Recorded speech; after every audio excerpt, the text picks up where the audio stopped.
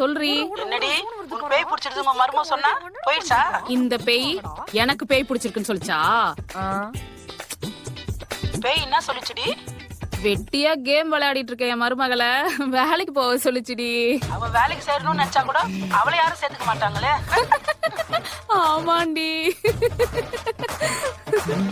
செத்தடி அத்தை என் புருஷனை கூப்பிடு. சரி வைக்கிறேன். புருஷனை கூப்பிட்டு போயிருவா.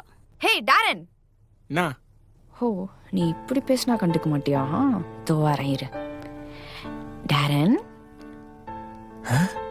கூப்பிடுறாளே. ஆமா அந்த ஆண்டியோட சேர்ந்து நான் வேலைக்கு போறேன் என்ன இன்சல்ட் பண்ணுது. உண்மைகள் சில நேரத்துல கசப்பா தான் இருக்கும். எனக்கு கடுப்பா இருக்கு, நான் வேலைக்கு போறேன். ஏ அபி.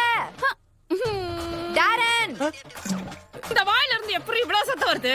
மா அது வாய் இல்ல, மாரியம்மன் கோயில் மைக் செட். நீங்க சொல்றது எனக்கு ஷாக் இல்ல, இத படிச்சா உங்களுக்கு தான் ஷாக். குட்ரி பேக்கு. அம்மா இவளுக்கு வேலை கிடைச்சிருக்குன்னு போட்டுக்குதுமா. இவளுக்கா? எப்ப ஜாயினிங் போட்டிருக்கு? அடுத்த வாரம்னு போட்டுருக்குதுமா.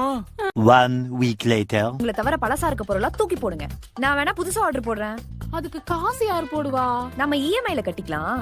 இஎம்ஐனா தவணை முறை தானே? அதேதான். ஆமா பொருள் எல்லாம் எப்பமா வருது? இருங்க பாக்குறேன். ஐயோ ஏமா டிவி வாங்கலையா? எல்லாமே வாங்கிட்டேன். அப்புறம் என்னம்மா, நீ வேலைக்கு போனது எல்லாம் தவணை முறையில கட்டிக்கலாம். இப்ப எதுக்கு கத்துற? தவணை முறை தான் லைட்டா தவறிடுச்சுத்த. தவறிடுச்சா? நான் உன் கிரெடிட் கார்டுல போடுறதுக்கு போல டெபிட் கார்டுல போட்டேன்டா. அத்த காசு போயிடுச்சு அத்த.